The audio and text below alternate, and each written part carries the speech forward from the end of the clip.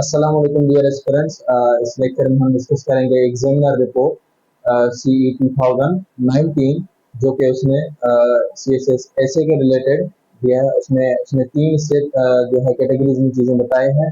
एक कैटेगरीज में उसने बताया कि जो एक ऐसे का पेपर है वो किस वे में डिज़ाइन किया गया था और बच्चों ने उसमें कौन से मिस्टेक्स किए, और जो है उसने फिर सजेशन दिया है कि ऐसे का डेफिनेशन भी बताया और ये बताया कि आपने ऐसे को किस तरीके से अप्रोच करना चाहिए। अभी जो है आपको स्क्रीन पे वो रिपोर्ट जो है वो शो हो रहा होगा। हम जो है वहाँ से चीज़ें पॉइंट आउट करके डिस्कस करते हैं। Analysis of examiner observations on performance of candidates in CSSC 2019. A significant majority of candidates presented a crammed write-up. Students ने क्या किया, क्रेम्ड राइटअप प्रेजेंट किया, मतलब जो रटी रटाई चीजें थी वो वहां पे लिख के आ गए without realising delicacy twist and emphasis in the given topic. जो टॉपिक के अंदर डेलिकेसी डेलिकेसी मतलब फाइननेस, जो छोटी छोटी चीजें देखनी पड़ती हैं टॉपिक में जो है ना डिफरेंस करती हैं। जैसे मैंने प्रीवियसली डिस्कस किया था कि एक टॉपिक था is Pakistan a true democracy, is Pakistan truly a democracy. तो इन दोनों में थोड़ा फर्क है, तो वो जो डेलिकेसी है थोड़ा डिफरेंस है, हमने वो देखना होता है। ठीक है। उसके बाद इसने लिखा है कि a large number of candidates failed to reach 1200 1300 words. तो ज्यादा जो कैंडिडेट्स हैं वो उन्होंने 1200 टू 1300 वर्ड्स भी नहीं लिखे। इससे एग्जामिनर ये भी पॉइंट आउट कर रहा है कि अगर आप अराउंड मतलब 12 1300 के वर्ड्स को क्रॉस करते हैं और आपने अच्छे तरीके से लिखा है तो आपके पास होने के चांसेस फिर बढ़ जाते हैं। नॉर्मली स्टूडेंट्स 1600 से 1700 वर्ड्स भी लिखते हैं तो उनका भी ऐसे पास हो चुका है। बट ये है कि आपने क्या करना है, बेसिक जो चीजें हैं लाइक ग्रामेटिकल मिस्टेक्स और रेलेवेंट होना, उन चीजों को जो है वो उन चीजों का ख्याल रखना है। सो अगले इसने कहा reflecting shallow limited and scanty range of knowledge and understanding. तो जो स्टूडेंट्स ने थोड़े वर्ड्स लिखे उसका मतलब ये है कि उनका नॉलेज जो है वो लिमिटेड है और उनको प्रॉपर अंडरस्टैंडिंग नहीं था उस टॉपिक पे। आगे इसने लिखा है candidates reproduce their early patterns of mechanical learning filled with readymade material. वही बात की इसने जो पहले रिपोर्ट्स में था कि जो कैंडिडेट्स ने उन्होंने रेडीमेड मटेरियल जो है वो प्रेजेंट किया, मतलब काफी स्टूडेंट्स ने सेम टाइप की चीजें जो है वो लिख के आ गए। इसका मतलब है कि ऑलरेडी जो मार्केट में चीजें अवेलेबल हैं वो जो है सारों ने याद करके वहां पे लिखे, जबकि ऐसे के अंदर आपने अपने थॉट्स देने होते हैं और जो है अपने आइडियाज जनरेट करने होते हैं। ठीक है, तो वो चीज जो है वो वहां पे लैग कर रहा था, इस वजह से भी काफी स्टूडेंट्स फेल हुए।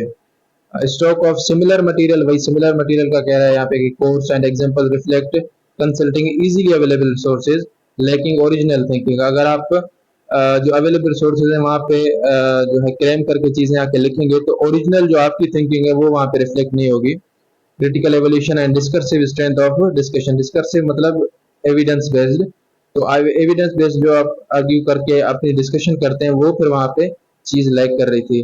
देयर वर ग्रामेटिकल एरर्स, वहाँ पे काफी सारे ग्रामेटिकल एरर्स थे। Mistakes relating to subject verb agreement, subject verb agreement के रिलेटेड इश्यूज थे। Verb tense and conjugation of verb, तो इस सब्जेक्ट वर्ब एग्रीमेंट पे भी हमारा आगे लेक्चर है, वो हम डिस्कस करेंगे क्योंकि 2-3 रिपोर्ट्स में इसने कहा है कि सब्जेक्ट वर्ब एग्रीमेंट के इश्यूज हैं।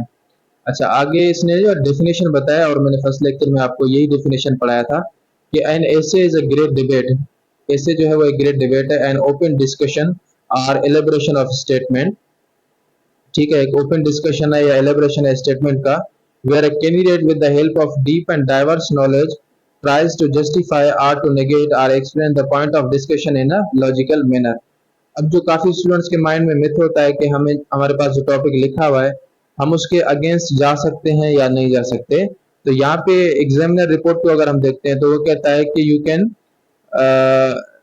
Negate, you can justify or negate. Justify का मतलब है जो टॉपिक है उसके फेवर में आप कोई बात कर रहे हैं तो उसको जस्टिफाई आप करें और जो या जो है आप उसको नेगेट भी कर सकते हैं। नेगेट मतलब उसके अगेंस्ट जा सकते हैं, बट ये एक कंडीशन रख रहा है कि आप जस्टिफाई करें या अगेंस्ट जाएं, आपके पास क्या हो, उसने लिखा है डीप एंड डाइवर्स नॉलेज हो आपके पास, तभी जाके आप ये चीज कर सकते हैं। तो अगर आपके पास किसी पॉइंट को फेवर करने के लिए या निगेट करने के लिए आपके पास अगर डीप एंड डाइवर्स नॉलेज है तो जो है आप क्या कर सकते हैं, उसके अगेंस्ट भी जा सकते हैं।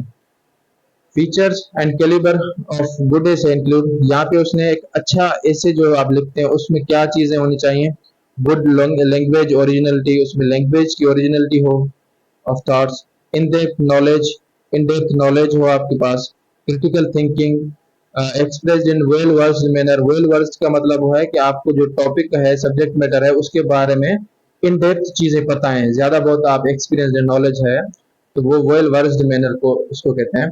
Correct and flawless language, language जो है वो आप अच्छी लिखे। लिटरेरी एक्सप्रेशन, लिटरेरी एक्सप्रेशन भी मैंने आपको बताया था कि आपने वो भी लिखने हैं, ठीक है। कुछ लिटरेरी एक्सप्रेशन आपके स्क्रीन पे भी शो हो रहे होंगे, तो इस तरीके से हम लिटरेरी एक्सप्रेशन जो है वो भी कर सकते हैं।